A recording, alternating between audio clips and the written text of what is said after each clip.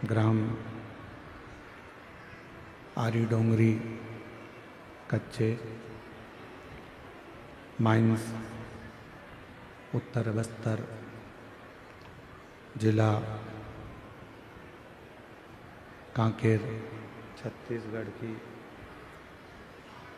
इस पवित्र पावन भूमि में आप और हम भगवान शिव की पवित्र कथा श्रवण करने के लिए बैठे हैं।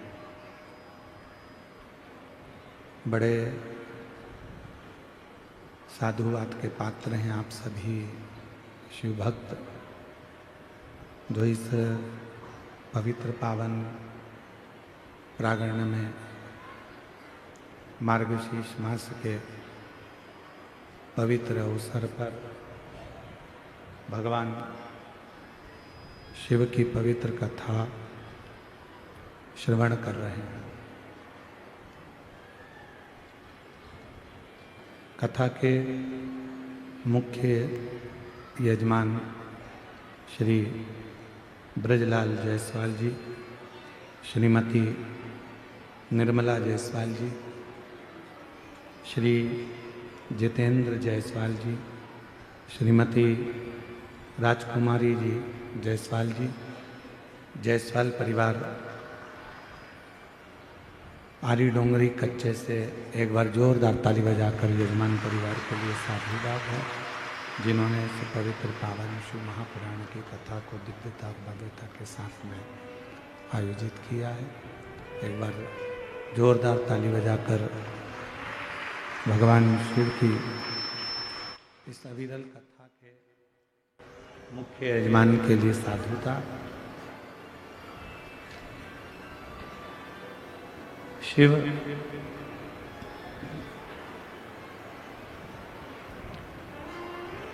जिनको हमने मंदिर में, देवालय में, शिवालय में ढूंढने का प्रयास किया है, उन भगवान देवाधिदेव महादेव को केवल मंदिर में ही नहीं, किसी तीर्थ में जाकर ही नहीं, शिव महापुराण की कथा कहती है उन देवाधिदेव महादेव को कुछ देर अपने भीतर भी ढूंढने का प्रयास करें।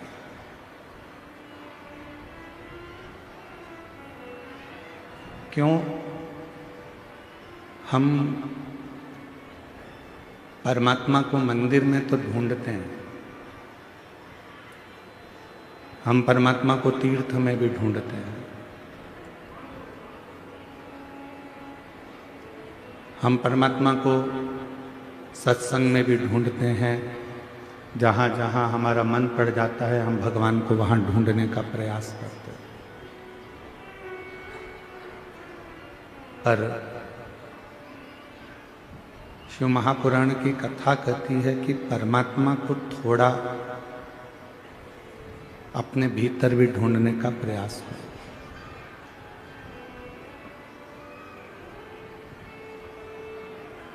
कुबेरेश्वर धाम का जैसे कंकर शंकर है, कुबेरेश्वर धाम की पवित्र भूमि का एक एक कंकर शंकर माना जाता है। वहाँ के कंकर को आप उठाकर लाते हो, घर में पूजन करते हो, एक ना एक दिन उस कंकर में आपको शंकर का प्रतिबिंब जरूर दिखता है, शिव का दर्शन जरूर होता है।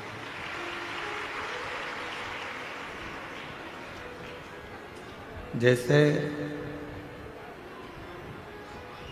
कुबेरेश्वर धाम के प्रत्येक कंकर में शंकर है,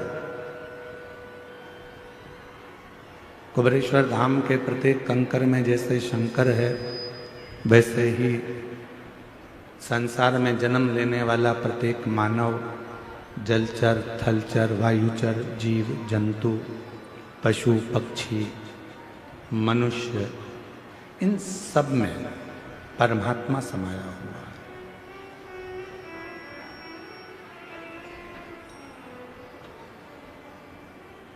ऐसा कोई संसार में जन्म नहीं लिया जिसके अंदर परमात्मा की ऊर्जा ना हो, परमात्मा की ज्योत ना हो।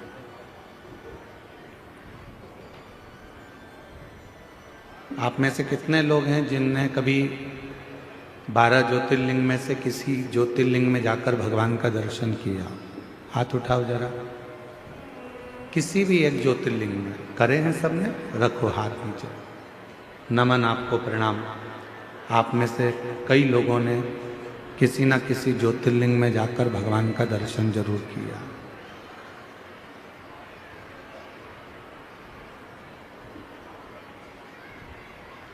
क्यों जाते हैं हम भगवान शंकर के ज्योतिर्लिंग के दर्शन करने के?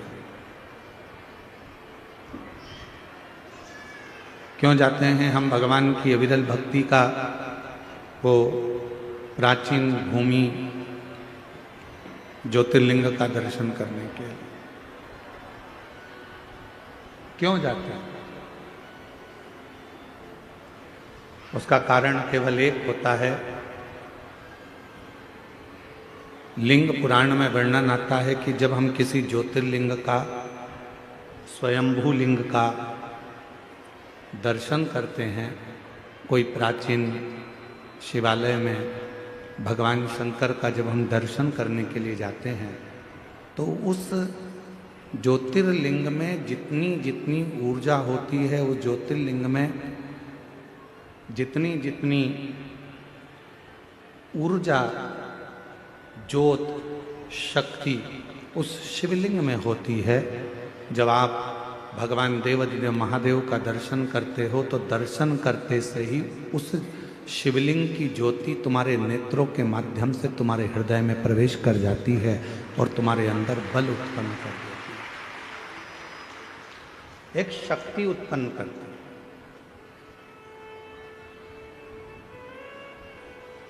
ज्योतिर्लिंग का दर्शन हमें शक्ति देता है, ज्योतिर्लिंग का दर्शन हमको बल देता है, ज्योतिर्लिंग का दर्शन हमें ऊर्जा देता है, ज्योतिर्लिंग का दर्शन हमको एक मार्ग निश्चित कर देता है, ज्योतिर्लिंग का दर्शन हमको भगवान शंकर की शरणागति प्रदान करने का बल प्रदान कर देता है। किसी भी ज्योतिर्लिंग का आप दर्शन करें तो वहां बल मिलता है।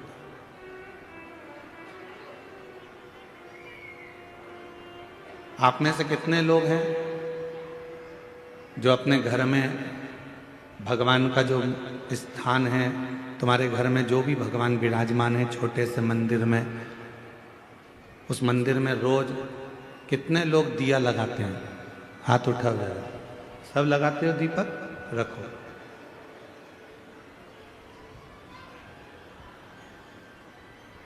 दीपक लगाने का मतलब क्या है? क्यों हम भगवान के मंदिर में दीप प्रज्वलित करते हैं? क्यों हम भगवान के मंदिर में दीप लगाते हैं? उसका कारण केवल एक होता है कि तेरी ज्योति और मुझ में जो तूने ज्योति दी है, वो दोनों ज्योति का मिलन तेरे सम्मुख में हो जाए। जब मैं ये ज्योति प्रकट करूं तो हे मेरे भोलेनाथ, हे मेरी माँ जगत जननी दुर्गा भवानी, हे मेरे कृष्ण कन्हैया, हे मेरे राम, हे मेरे बुढ़ादेव, ऐसी कृपा करना कि तुम्हारे भीतर की जो ज्योति है इस मेरी आत्म ज्योति का कल्याण करे और मुझे संसार से आनंद कराकर मुक्त करे। दीप लगाना, दीप प्रकट करना, ज्योति जलाना, ज्योत जलाना या दिया लगाना, ये हमको एक अलग से ऊर्जा देता है, ऊर्जा देता है। एक बार हमने कथा में कहा था, आप लोगों को याद है कि नहीं वो पता नहीं, और मुझे विश्वास है कि कुछ लोगों को तो याद होगा। एक बार हमने कथा में कहा था कि तुम्हारे घर में जो पुराना दीपक होता है वो बहुत काम का होता है। जो पुराना दीप होता है, 50 तरह के दिए मत बदलो। तुम्हारे घर में जो दीपक है, 2 दिए, 4 दिए, 6 दिए ऐसे रख लो जिन दिए में आप बत्ती लगाते रहें। कभी इस दिए को अपने साफ करने रख दिया, मांजने रख दिया, घसने रख दिया, तो दूसरे दिए में बत्ती लगा दो, दूसरा मांजने गया तो तीसरे में लगा। उस दीपक में इतना बल हो जाता है, क्यों? क्योंकि वो भगवान के सामने रोज प्रज्वलित होता है, रोज वो दीपक में बाती जलती है, रोज वो दीप लगता है, तो उस दीपक में इतना बल आ जाता है कि तुम्हारी जिंदगी के आधे दुख तो वो दीपक ही हर लेता है, वो दीप की ज्योति ही समाप्त कर देता है। वो दीपक में इतना बल आ जाता है। हमने कई बार अपनी कथाओं में भी कहा, कोई दीपक अगर भगवान को आप रोज लगा रहे हो, रोज लगा रहे हो, रोज लगा रहे हो, तुम्हारे घर में कोई बहुत बीमार भी व्यक्ति है और दीपक आप उसको मांजने में लेकर जा रहे हो, तो उसको एक अच्छे पानी में थोड़ा सा डाल दो, उसका पानी अलग रख लो, फिर भले आप दीपक को मांजो, मना नहीं है, साफ करो, मना नहीं है, पर जो वो पानी है, उस पानी को जब वो बीमार व्यक्ति स्नान करे तो उसकी बाल्टी में उस पानी को डाल दो, जिससे वो उस पानी से जब स्नान करेगा तो उसका आधे से ज्यादा रोग तो उसी समय समाप्त हो। डॉक्टर को इलाज करवाओ, डॉक्टर को दिखाओ, क्योंकि डॉक्टर शिव का एक रूप रहता है। हॉस्पिटल जाओ, डॉक्टर शंकर का एक रूप है, उसको दिखाओ, मना नहीं, पर साथ में उस दीप में इतना बल हो जाता है। यहां तक हमारा सनातन धर्म कहता है कि जिस आसन पर बैठकर आप और हम लोग भजन करते हैं अपने घर के अंदर, आपने देखा होगा एक आसन लगाती हैं माताएं, जप करती है, पाठ करती है, आराधना करती है, साधना करती है, उस आसन में भी उतना बल आ जाता है, उस आसन में भी उतनी शक्ति आ जाती है। हम जिस माला से जप करते हैं, आप जिस माला से जप करती है, उस माला में भी शक्ति आ जाती है।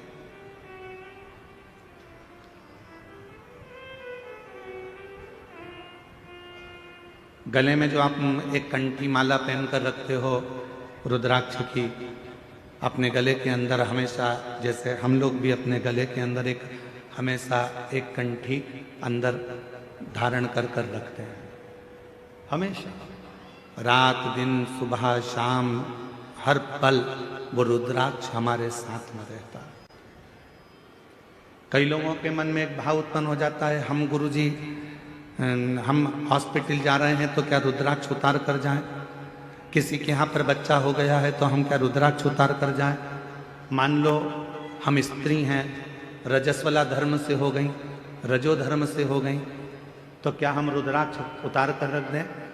शिव महापुराण की कथा कहती है, आप किसी भी अवस्था में रहें, रुद्राक्ष कभी अशुद्ध नहीं होता, वो अशुद्ध को भी शुद्ध कर देगा।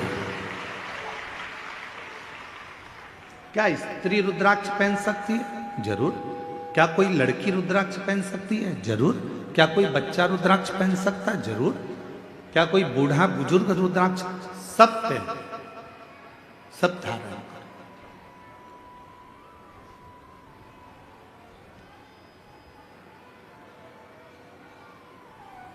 रुद्राक्ष में वो बल उत्पन्न हो जाता है। लोग सोचते हैं कि हम अशुद्ध हैं, हम हॉस्पिटल चले गए हैं, हम उस बच्चे को देखने चले गए हैं, हम अशुद्ध हो गए।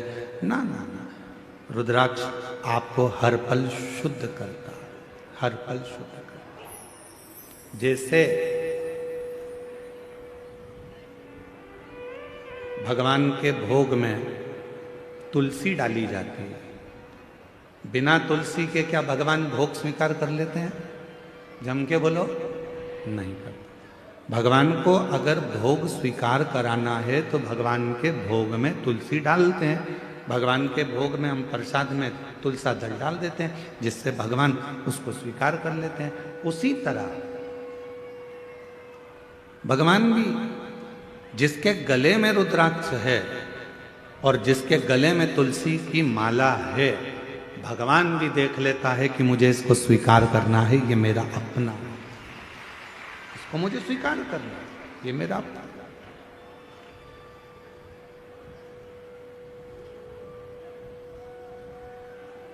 मेरी जीजियों, मेरे जीजाओं, मेरी बेटियों, बेटाओं, मेरी माताओं, मेरे बुजुर्ग माता पिता तुल्य, आप सब विराजमान हो। मैं निवेदन करूं आप सबसे, भव सागर बहुत गहरा है, संसार सागर बहुत गहरा है। इस पूरे संसार सागर में आज के समय में किसी को समझना बहुत कठिन। कुत्ते को देखकर समझ जाओगे कि कुत्ता काटने वाला है, बोलो सही है कि गलत है। सांप को देखकर समझ जाओगे कि सांप डसने वाला है। शेर को देखकर समझ जाओगे कि शेर आक्रमण करने वाला है। चीते को देखकर समझ जाओगे कि ये चीता आया है, ये हमें खा जाएगा। हाथी को देखकर समझ जाओगे कि हाथी के पांव बड़े हैं, ये हमें दबा देगा। बिच्छू को देखकर समझ जाओगे कि ये डंक मार देगा।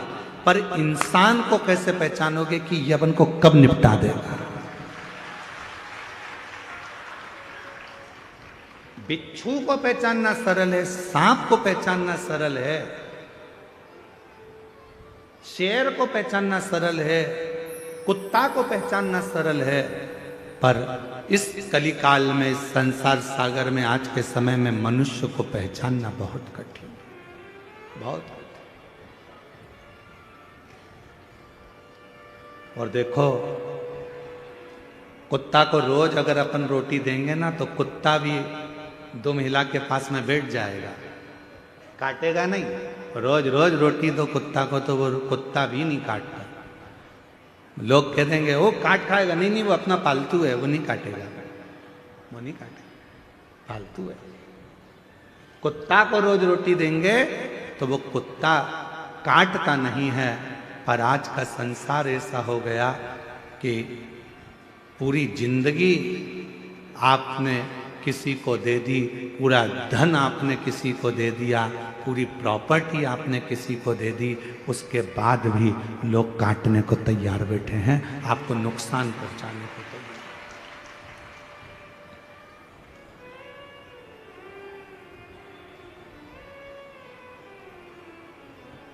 रे सो कोई नहीं रे, कोई नहीं रे, हीरा को परखयो राम, कोई नहीं रे। इस संसार सागर में परखने वाला नहीं मिल सकता। महाराज बड़ा ध्यान देना पड़ेगा। आप कुत्ते को पहचान सकते हो कि यह काटने वाला है, बिच्छू को पहचान लोगे काटने वाला है, सांप को पहचान लोगे काटने वाला है, पर मनुष्य को नहीं पहचान सकते, मानव को नहीं। कब, कहाँ, कैसे, किस जगह पर नुकसान देगा ये आपको मालूम नहीं पड़ेगा। कब आपको तकलीफ देगा मालूम नहीं पड़ेगा।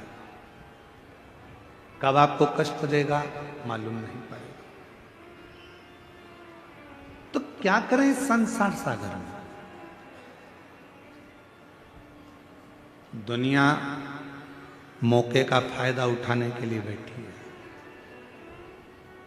मेरी जीजियों, आप सब मोबाइल चलाते हो, जितने बैठे हो ना सब मोबाइल चलाते हो।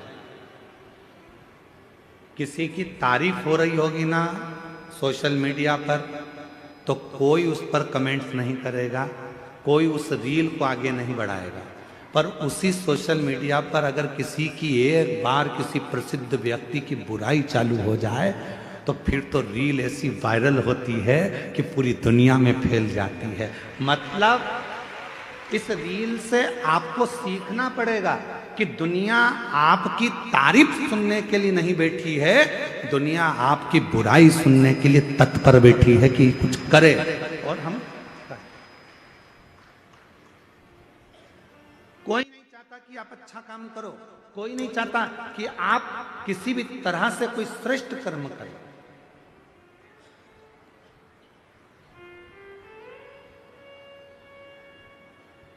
गौ माता के जो रक्षक हैं, गौ माता की जो सेवा में लगे रहते हैं, राष्ट्र की जो सेवा में लगे रहते हैं, सनातन धर्म को आगे बढ़ाने में लगे रहते हैं, सनातन धर्म को मजबूत करने में लगे रहते हैं, दुनिया के लोग उसी की बुराई में लगे रहते हैं।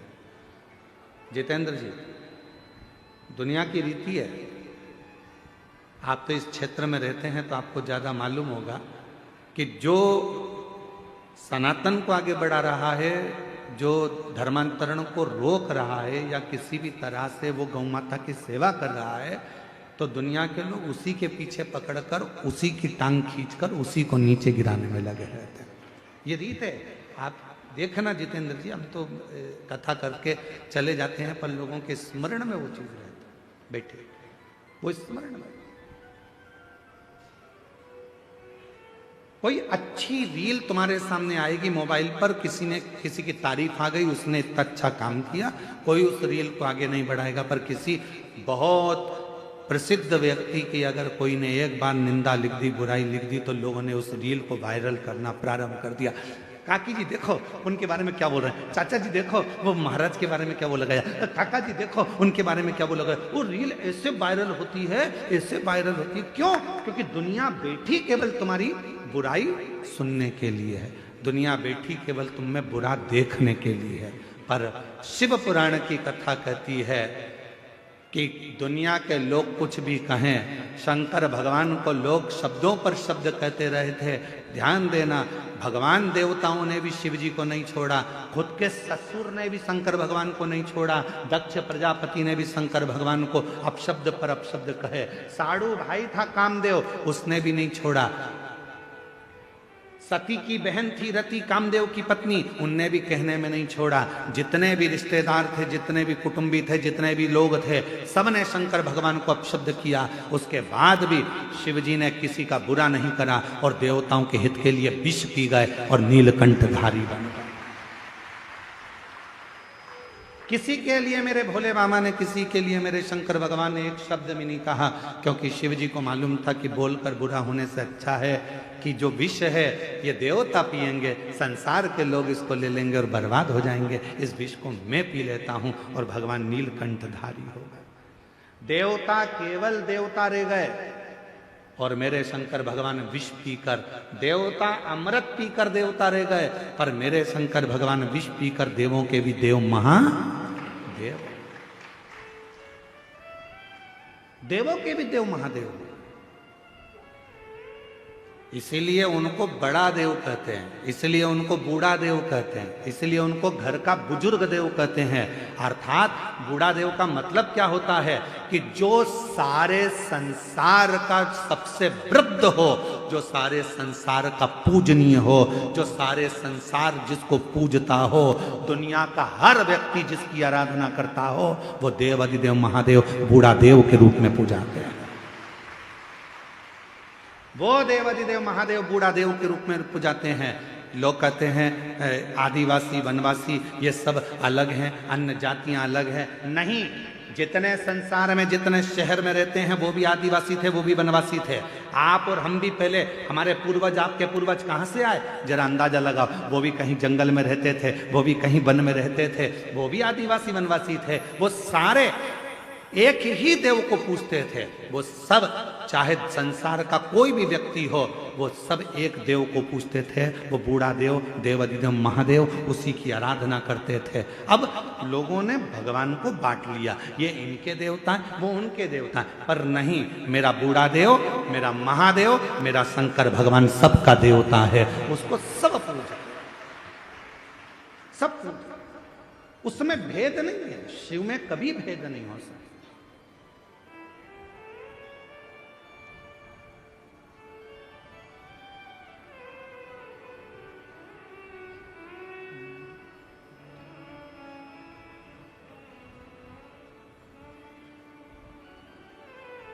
महाराज, आप जिस भाव में उसको भजेंगे वो भाव में मिल जाएगा।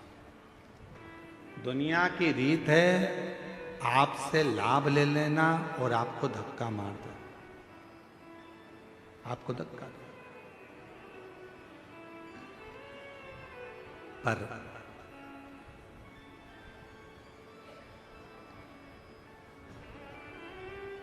उस शिव को जिसने पुकारा है,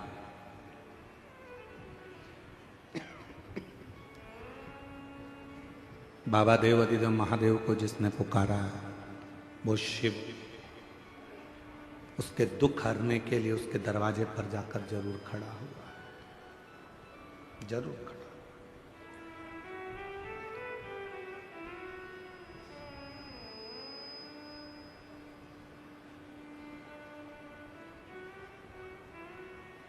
एक जगह पर हम कथा करने के लिए गए। जैसे यहाँ आए थे कच्चे गांव, तो कच्चे गांव में भी हम पहुँचे जब, तो वहाँ उनके जजमान जी जायसवाल जी के यहाँ खूब ढोल बज रहे थे, खूब ढोल। कच्चे गांव आने से पहले एक जगह पर मंदिर में कहीं पास का कोई गांव था, वहाँ रोक लिए थे। तो वहाँ पर मंदिर में, वहाँ पर भी दरवाजे पे बहुत ढोल बज रहे थे। एक जगह पर गए,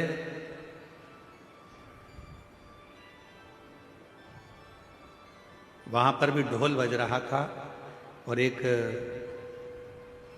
बकरी का बच्चा उस ढोल को सुन रहा।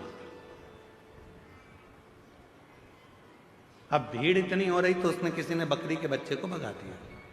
फिर वो बकरी का बच्चा आ गया ढोल के पास, फिर वो ढोल सुनने लगा। फिर किसी ने बकरी के बच्चे को, अब इतनी भीड़ में बकरी के बच्चे को फिर हटा दिया। वो बकरी का बच्चा फिर आ गया।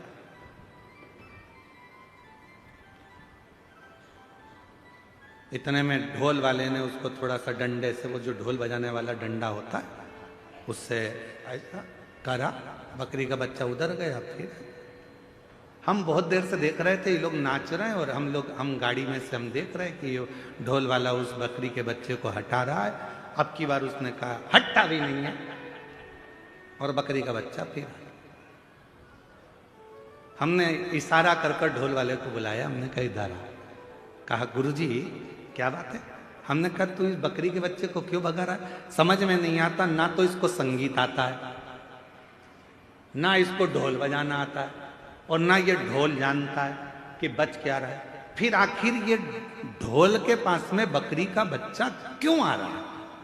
हमने कहा ढोल वाले से, भैया वो बकरी का बच्चा ढोल के पास में इसलिए आ रहा है कि उस ढोल में से उस बकरी के बच्चे को अपनी माँ के शब्द सुनाई दे रहे हैं, उसकी माँ के शब्द।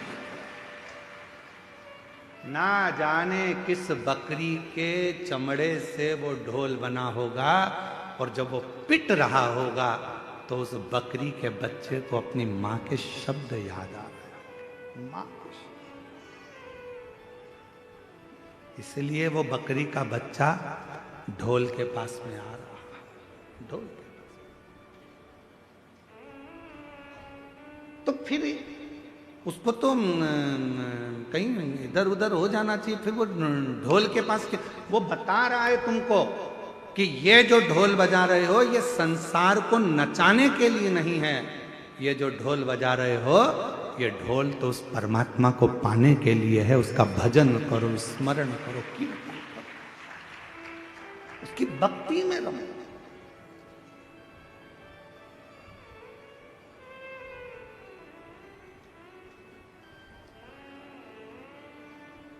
उसके भजन में रमो, उसके स्मरण में रमो। बिना भक्ति के कुछ प्राप्त नहीं हो सकता, कुछ। श्रीमद् भागवत कथा में राजा राहुगण का एक चरित्र आता है। राजा राहुगण पालकी में बैठकर जा रहे थे और पालकी उठाने वाले के पांव में लग गई थी। आप लोगों ने श्रीमद् भागवत सुनी होगी तो आपको मालूम होगा।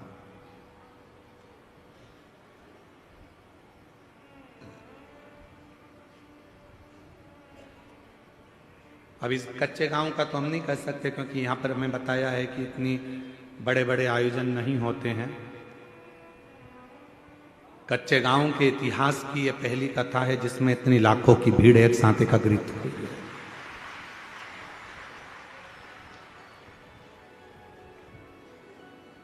और आज सबसे ज्यादा प्रसन्नता यदि कोई हमसे पूछे कि किसको हो रही है इस कथा की, तो हम छाती ठोक कर कहते हैं कि कच्चे गांव की कथा की सबसे ज्यादा प्रसन्नता हमको हो रही है। उसका कारण है, जो वनवासी, जो आदिवासी कहीं नहीं जा सकते थे, जो दिन भर काम में लगे रहते थे, आज उनके बीच में आकर ये कथा कहने का जो आनंद उत्पन्न हुआ है वो शायद जिंदगी में कभी नहीं हो सकता, कभी।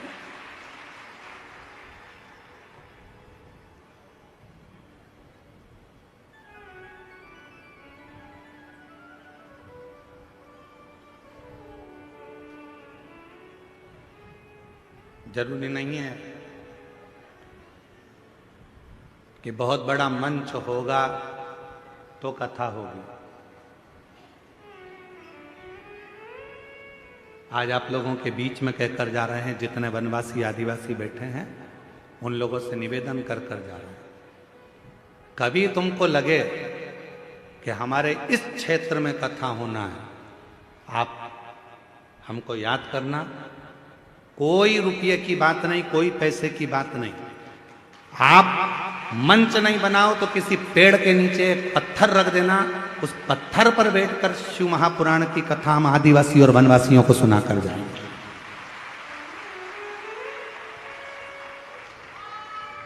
बस एक निवेदन है आपसे, जितने वनवासी आदिवासी क्षेत्र के लोग इस शिव महापुराण की कथा को सुन रहे हैं, उनसे एक निवेदन है, मंच भले अच्छा ना हो चलेगा, पर तुम्हारा मन अच्छा रखना तो शिव पुराण तुम्हारे गांव तक पहुंच। मंच से नहीं, मन से शिव पुराण पहुंच।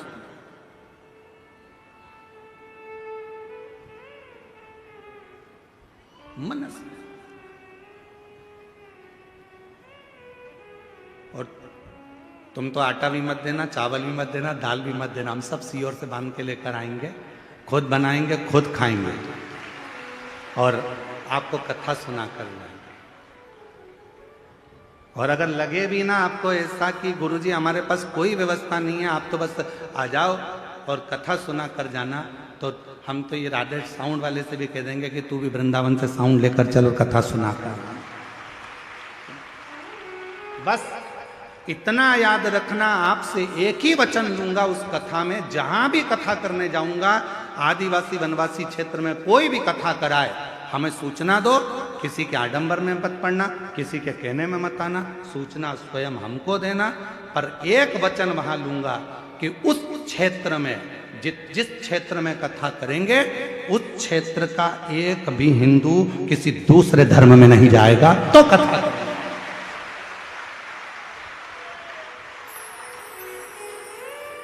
अब आपका निमंत्रण मुझे स्वीकार है, आप जब बुलाओगे सीओर वाला महाराज तैयार है, और जब बुलाओगे तहां आएगा कथा करने के लिए। और तुमको लगता है कि ये टेंट का खर्चा बहुत लगता है, गुरुजी कहां से इतना पैसा लाएंगे, तो अपन शाम की कथा कर देंगे, टेंट की जरूरत नहीं पड़ेगी, खुले में बैठ जाओ, खुले में बैठो, खूब सुनो कथा और दिल से। और कई बाबा के भक्त ऐसे हैं कि जो आएंगे सुनने वाले, उनकी व्यवस्था वो भोजन की तो कर ही देंगे। तुम टेंशन वेंशन मत लेना, तुम तो बस जो तुम्हारा गांव वाले सब तैयार हो जाएं कि अपने गांव में से कोई भी नहीं बदलेगा रे, तो चलो सब सीओर वाला महाराज के पास, सील ठप्पे के साथ सिग्नेचर करके दे दो कि हमारा जितना गांव है, हम 68 गांव का लोग है, 2000 गांव का लोग है, 2000 हमारे घर हैं, एक भी किसी दूसरे धर्म में नहीं जाएगा। जब हम लिख के दे रहे हैं, आओ कथा करने, और हम कथा करने पहुंच जाए। पहुंचो, शिव को भजो, शंकर। ये दुनिया केवल तुम्हारा फायदा लेना चाहती है, केवल तुम्हारा फायदा।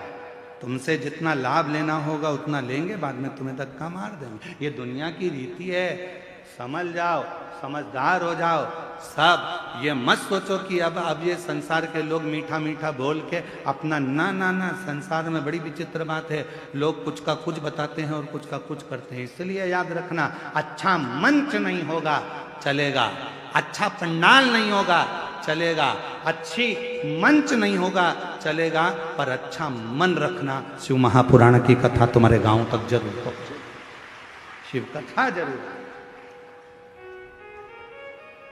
अभी ये कथा कल विराम हो जाएगी, सवेरे 8 बजे से 11 बजे तक यहाँ हो जाएगी, टीवी पर 1 बजे से 4 बजे तक आ जाएगी। 7 तारीख से कथा दंतेवाड़ा क्षेत्र में हो रही है। आज एक दंतेवाड़ा क्षेत्र से एक लेटर सीओर भेजा, हम प्रयास करेंगे उस पत्र की भी कॉपी आपको। उस पत्र में एक वनवासी महिला ने उस पत्र को लिखा और व्हाट्सएप पे डाला सीहोर के ऑफिस में कि हमारे दंतेवाड़ा क्षेत्र में पहली बार कोई महाराज इतनी विशाल कथा करने के लिए आ रहा है। पूरा क्षेत्र उत्साहित, पूरा क्षेत्र उत्साहित। वो उत्साह में हम एक भाई का नाम आया तो पीएसओ के पास से,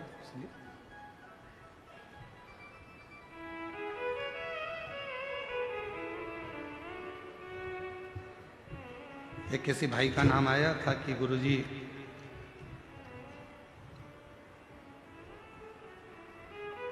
श्री देवेन टेकाम जी भानु प्रतापपुर से हैं। वो हमेशा सनातन को जोड़ने का और धर्मांतरण को रोकने का प्रयास करते रहते हैं। उनके लिए एक बार जोरदार ताली बजाकर साधुवाद। कोई अच्छा करे आप उसका साथ दो, उसके साथ खड़े हो। कोई गलत करे उसके विरोध में भी खड़े हो कि इसने गलत किया है। कल एक पत्र पढ़ा था आप लोगों के सामने, एक जीजी ने पत्र लिखा था। उसने कहा था मेरा गांव पूरा की पूरा पूजन पाठ बंद कर दिया। बोलो पढ़ा था कि नहीं पढ़ा था? हम कमरे में जाकर, कक्ष में जाकर हमने भगवान के चरणों को प्रणाम कर कर किया कि आज तूने मेरा मानव का देह सिद्ध कर दिया कि किसी गांव में से देवी देवता की पूजन बंद हो गई थी, आज शिव पुराण के माध्यम से कम उस गांव में फिर चालू हो गई। एक लोटा जल चढ़ना प्रारंभ हो गया। गांव का प्रत्येक व्यक्ति शिव के मंदिर जाना चालू कर दिया। हमारा लक्ष्य ये नहीं है कि हम आपको अपने आप से जोड़ें। हमारा लक्ष्य इस व्यासपीठ का केवल एक है कि आप शंकर भगवान से जुड़ जाओ, आप शिव जी से जुड़ जाओ। जितने वनवासी आदिवासी हम उनसे ये भी नहीं कहेंगे कि तुम कहीं इधर उधर जाओ। आप तो अपने बूढ़ा देव से जुड़ जाओ, आप अपने बूढ़ा महादेव से जुड़ जाओ, कहीं मत जाओ। आप अपने बूढ़ा देव की आराधना करो। आप बूढ़ा देव वो शंकर का प्रतिबिंब है, वो शिव का प्रतिबिंब है, शंकर का स्वरूप है। आपको कहीं जाने की जरूरत नहीं है। क्यों हम इधर उधर जाएं? हमारा बूढ़ा देव सबसे प्रबल देव है। हमारा बूढ़ा देव, हमारा महादेव सबसे प्रबल है। हम जो भी दुख आएगा अपने बूढ़ा देव महादेव से कहेंगे तो दुख मिट जाएगा। हम क्यों आडंबर में पड़े? हम क्यों आडंबर में यहां वहां जाए?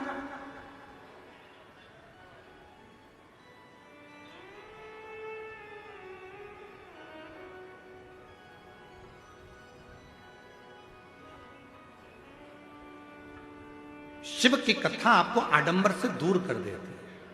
शंकर भगवान की कथा आपको दिखावे से, पाखंड से दूर कर देती है। दिखावे से दूर कर देती है। आपने पहले दिन की कथा में कौन कौन था? जरा हाथ उठाओ।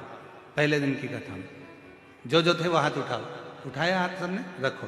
पहले दिन की कथा में एक बहन वहां से बहुत तेज चिल्लाई थी ना, चीखी थी ना। उसके बाद में कोई नहीं चिल्लाया ना। सबको मालूम है महाराज झेलता ही नहीं। सबको मालूम है कि शंकर की कथा है जो भूतों का देव है, स्वयं देव अधिदेव महादेव कालों को हरने वाला है। उसकी कथा में कोई नहीं आ सकता। उसकी कथा में तो स्वयं शिव ही है। उसकी कथा में केवल शंकर आता है। शंकर की कथा को शंकर ही सुनते हैं। ये शिव महापुराण के महत्तम में लिखा है। चंचुला देवी ने तुमरुका जी से कहा कि मेरे पति की प्रेत योनि से मुक्ति के लिए कथा करवाना है। तो तुमरुका जी ने पूछा कि कथा का यजमान कौन है? तो चंचुला देवी बोली मैं। तो कह दिया संसार का मनुष्य इस कथा का यजमान नहीं बन सकता। शिव महापुराण की कथा का यजमान मनुष्य नहीं बन सकता। श्रीमद् भागवत होती तो राजा परीक्षित थे, रामचरितमानस होती तो काशी के नरेश थे, विष्णु पुराण होती तो अन्य राजा थे, पर शिव पुराण का यजमान कभी भी संसार का मनुष्य नहीं बन सकता। भगवान तुमरुका जी ने कहा अगर शिव महापुराण की कथा सुनना है तो उसका तो केवल एक ही यजमान हो सकता है, वो शंकर और पार्वती हैं। तब शिव पार्वती कथा के यजमान।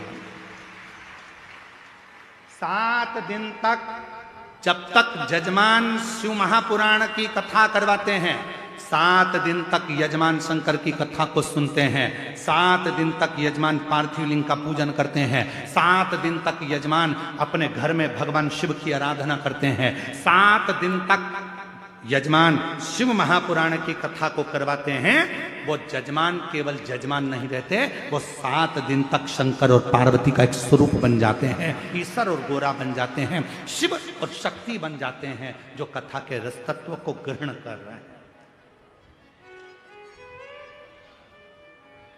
जयसवाल जी से आप पूछना, हम चले जाएं उसके बाद में भी पूछ लेना। क्यों जयसवाल जी? वो भंडारे में भोजन चल रहा था, आप उसमें 24 घंटे खड़े रहे क्या? तो जायसवाल जी बोलेंगे नहीं। बोलो जायसवाल जी, 2 लाख लोग भंडारे में अभी तक भोजन कर चुके हैं। जायसवाल जी, आज सूचना मिली मेरे को, 2 लाख लोग भंडारे में भोजन कर चुके हैं आज तक।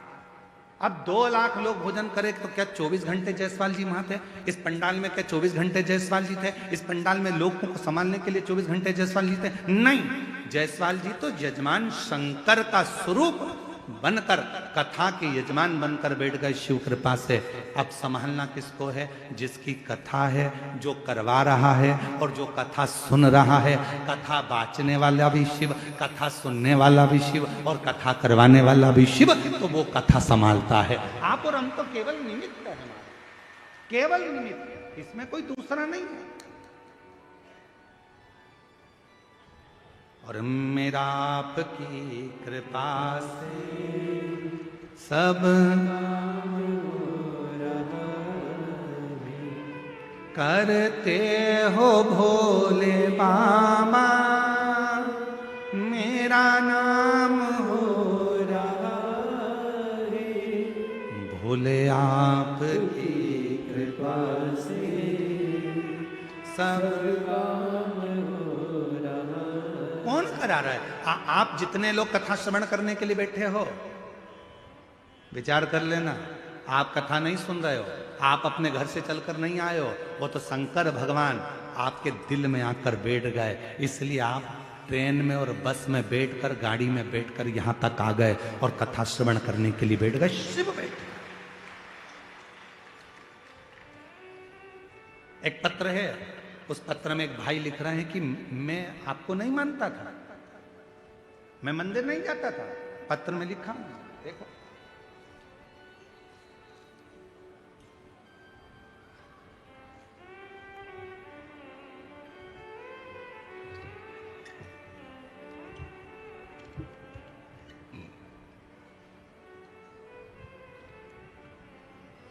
मेरा नाम माहेश्वरी अग्रवाणी, ग्राम बस्तर, जिला बस्तर से आया।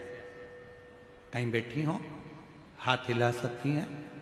मेरा नाम माहेश्वरी अग्रवाणी, ग्राम बस्तर, जिला बस्तर से है।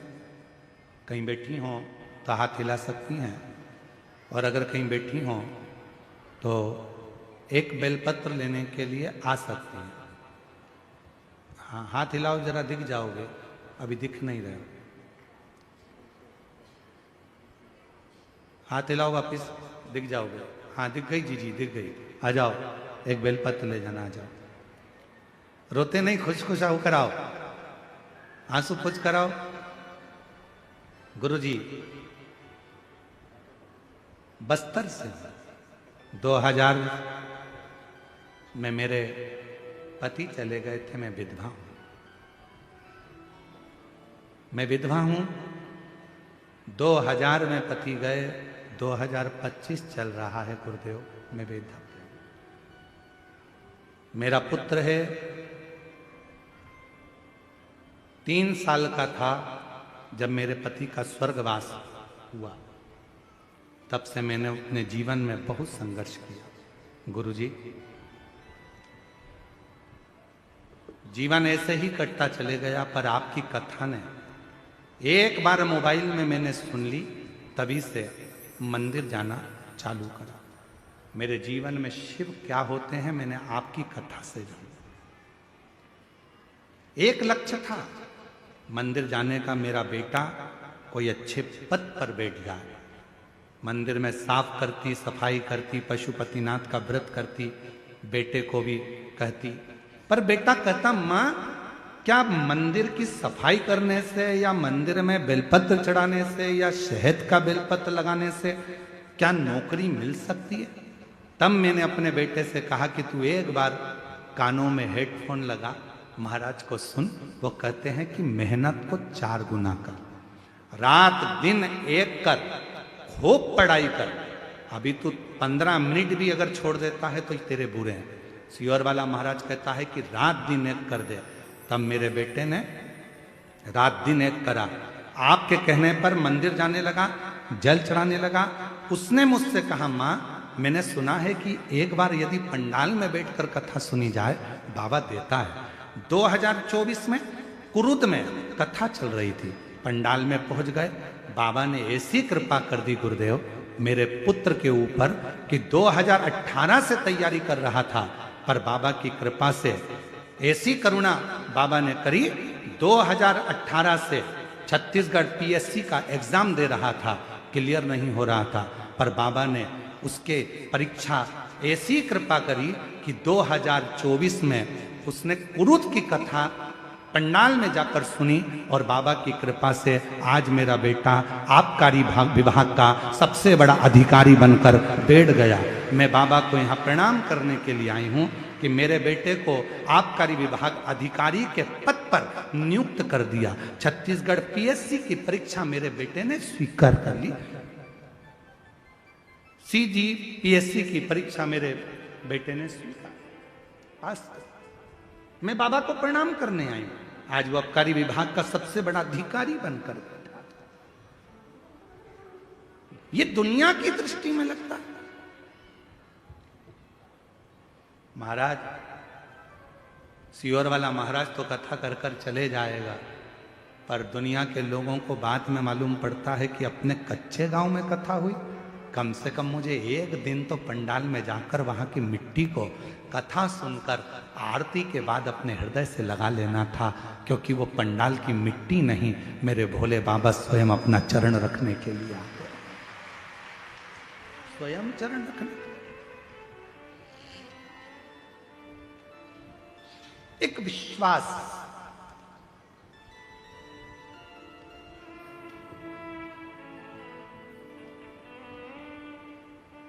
उसने एक लाइन लिखी है, मानना गुरुदेव, ना जाने कितने लोगों का विश्वास हो आप, मैं जी आपसे कहूंगा मैं विश्वास नहीं हूं, ना जाने कितने लोगों का विश्वास है शिव महापुराण की कथा, भरोसा है शिव।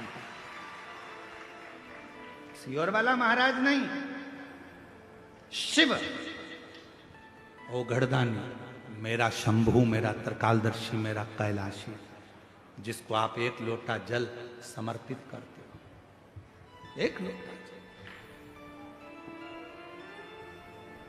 और जब विश्वास के साथ में बाबा को जब आप एक लोटा जल चढ़ाते हो तो वो सुख अपने आप प्राप्त हो।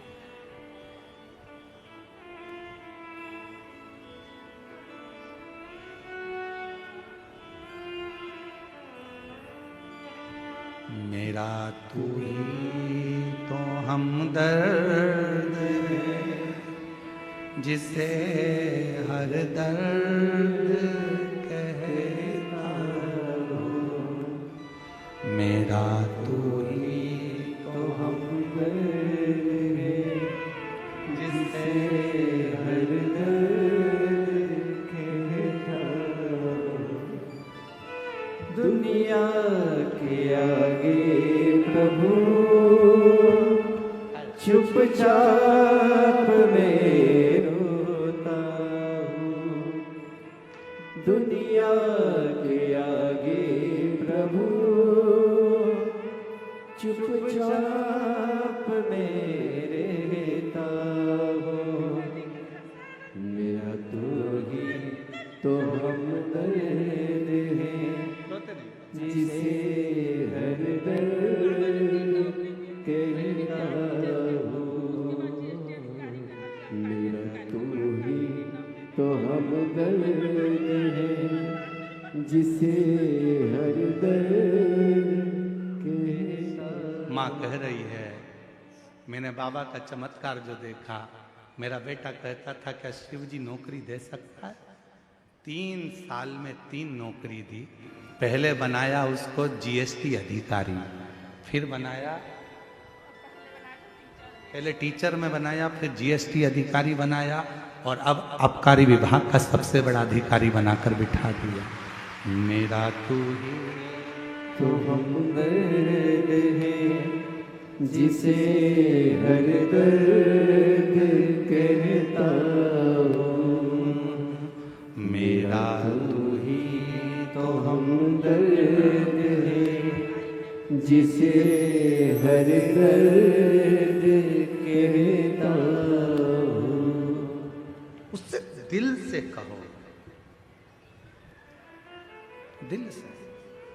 आप हम पर भरोसा ना करिए, पर शिव पर भरोसा करिए।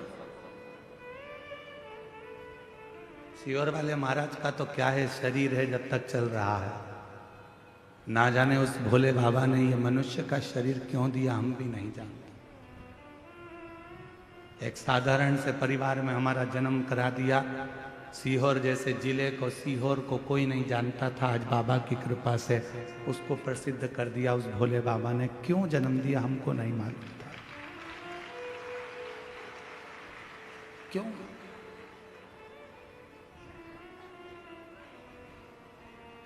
खूब लोग अपशब्द कहते हैं, ताने देते हैं, गाली देते हैं, पर हम बाबा से प्रार्थना करते हैं, हम जवाब ना दें पर तू जवाब जरूर देना।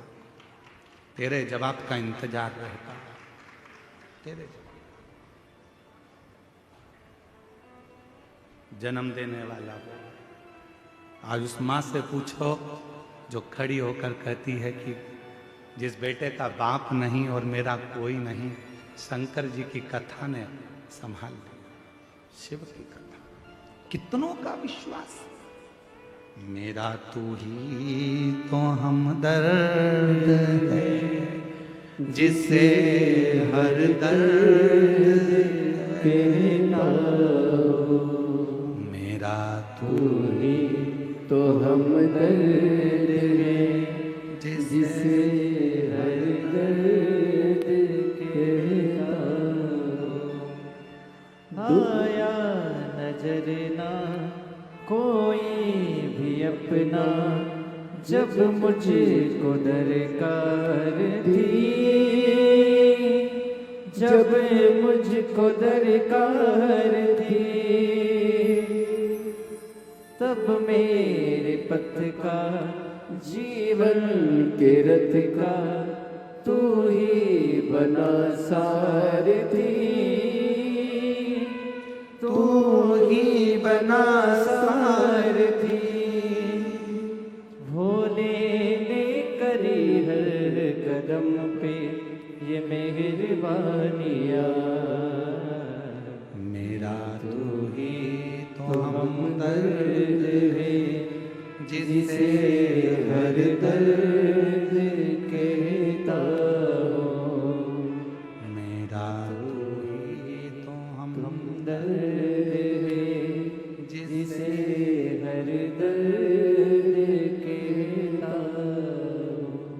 संसार के आगे जाकर रोगे, लोग हंसेंगे, ताना कसेंगे, अपशब्द कहेंगे, आड़ा टेढ़ा बोलेंगे, पर मेरे शंकर भगवान के मंदिर में जब एक लोटा जल लेकर पहुंचोगे, श्री शिवाय नमस्तुभ्यम कहकर जब जल चढ़ाओगे, वो तुम्हारी जिंदगी के सारे दुखों को धीरे धीरे समाप्त करता चले जाएगा। समाप्त।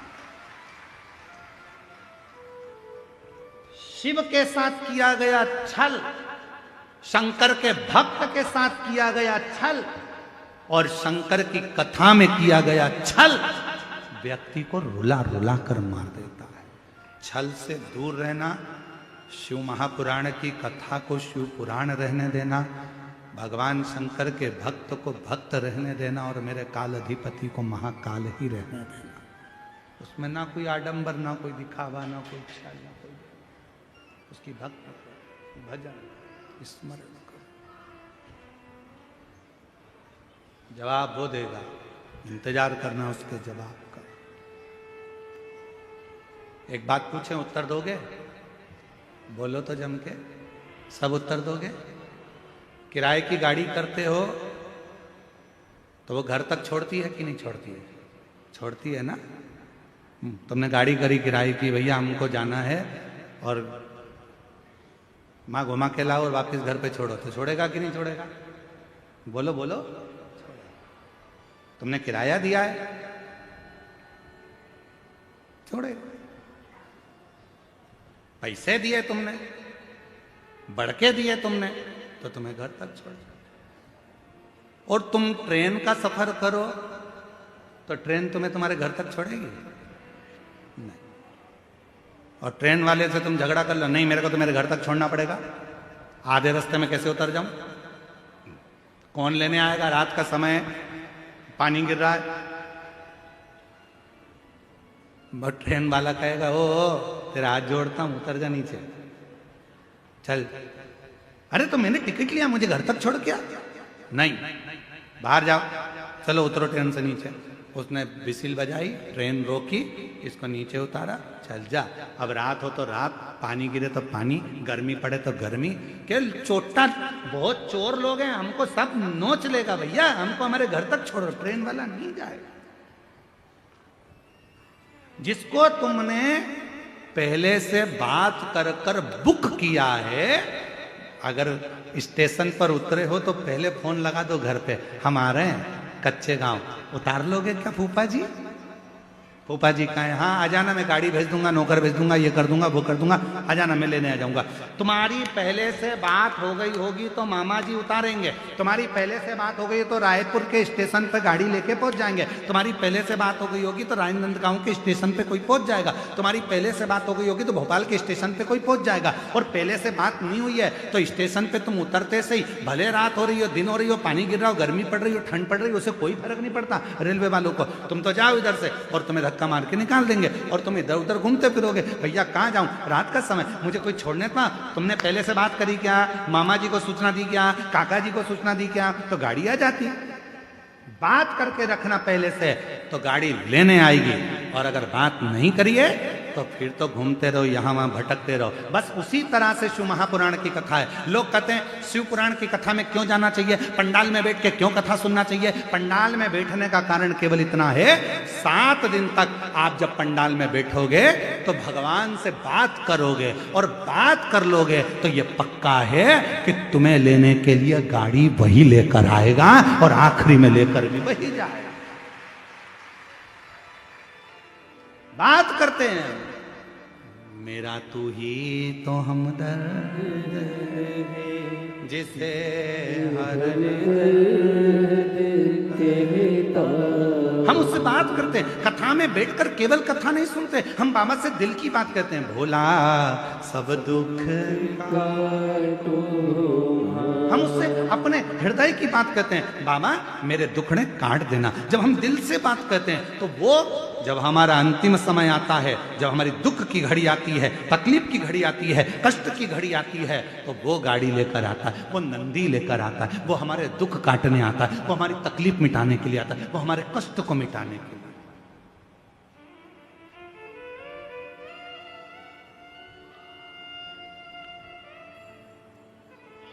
फिर भले तुम चुप हो, फिर भले तुम कुछ ना।